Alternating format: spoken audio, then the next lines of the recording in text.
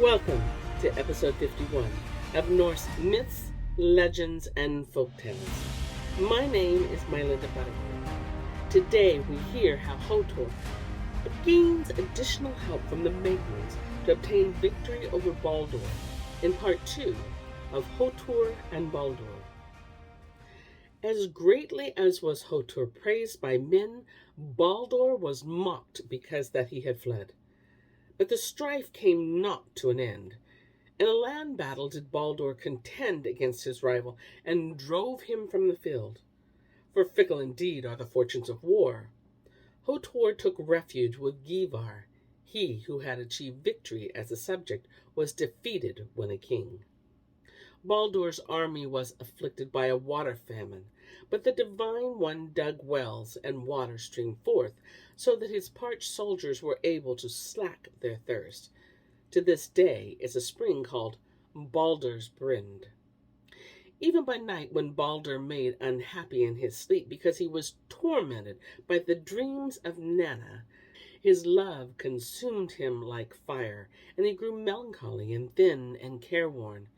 At length he could no longer walk, and he was taken about in his chariot. He took no pleasure in his victory, because that he had not won Nanna. There was a magical food prepared for Balder, so that he might not be brought unto death. At this time Frey, who ruled for the gods, took up his abode nigh to Uppsala, and revived the abhorrent rites of human sacrifice. To Sweden did Hothur take flight, and Balder possessed himself of Zealand, where he received the willing service of the Danes, who had before reverenced his rival. In due season, Hothur, having fitted out a fleet, again engaged in war with Balder, but was defeated and put to flight.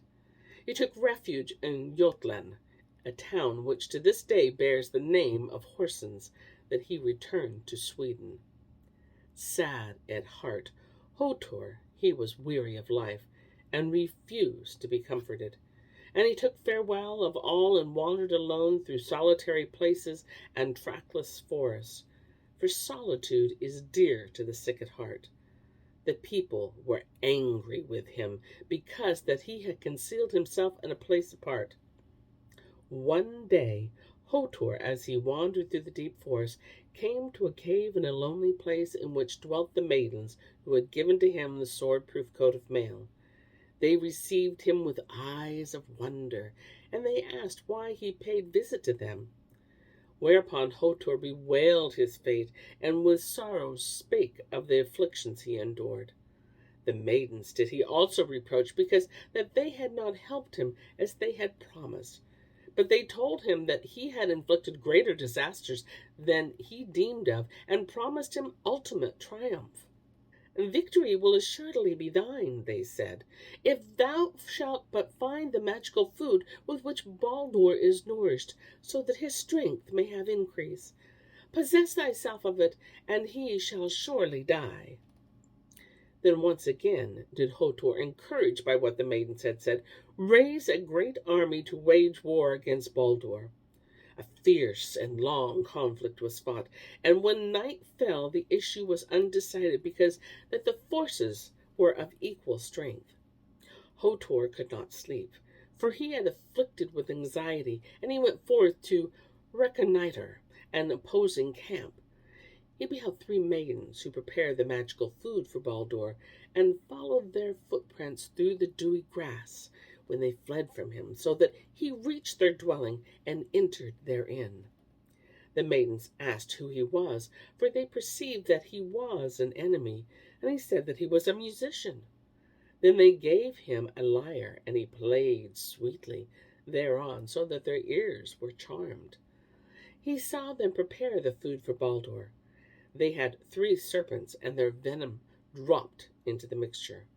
One of the maidens offered Hothur a portion, but the elder one said that to do so would be treason, because it would increase the strength of one of their foes. But in the end Hothur was given to eat, and the maidens also conferred upon him a shining girdle which had the power to assure him of victory in conflict. Then did Hothur leave the dwelling to return to his camp, But he was not gone far when he met Balder. Drawing his sword, he thrust it in his foe's side, that he fell wounded nigh unto death. There was great rejoicing in Hothur's camp when he returned and told how he had stricken his rival in Baldur's camp. There were loud lamentations. Next day, when the battle was renewed, Baldur bade his men to carry him into the midst of the fray upon a stretcher, so that he might not meet his death in his tent. When night again fell, Baldur saw standing beside him the vision of Proserpine, and she told him that on the morrow she would have him for her guest. At the time appointed, Baldur died, and he was buried in a great grave mound with pomp and deep mourning. In after days Harald and other men sought to rob Baldur's mound of its treasure, but when they pierced it, a great flood of water burst forth, and they fled in confusion. So was the terror implanted in the minds of youth there, so that they feared to disturb the mound again. Hothur again ruled over his kingdom, but he had great sorrow when Gewar was attacked and burned in his castle by Gonu, a jarl who served him. He took speedy vengeance and burned Gonu alive upon a pyre. When Odin came to know of Baldur's death, he went unto the prophets to divine how he could be avenged, and he came to know that a son would be born to him of Rinda. His name would be Bo, and he would slay Hothur. Now Rinda was a daughter of the king of the Ruthenians, and Odin went forth the skies and entered the service of that monarch. He became the captain of a band and won a distinguished victory. Then he fought single-handed against a host and achieved renown above all other men. There was great wonder thereat. Great gifts were given unto him, and he was honored by the royal household. Then he secretly told the king of his love for Rinda, and his suit was favored, but he must needs woo the fair princess and win her heart ere he would have her for his bride. Not easily was Rinda wooed, because when Odin sought to kiss her, she smote him with anger. A year passed by, and then he went to the court in foreign disguise, and said he was a wondersmith. With bronze did he fashion many fair ornaments, for which he received much gold. To Rinda he made offer of a rare bracelet and rings, but again she smote him when he sought to woo her. Although her sire remonstrated her, she scorned to wed a man of many years, especially as she was herself of tender age. A third time, when Odin went to woo the maid, he was disguised as a young warrior, but again he was repulsed. Then had he recourse to magic arts. He had with him a piece of bark on which runes were graven, and with that he touched her, so that she was seized with madness.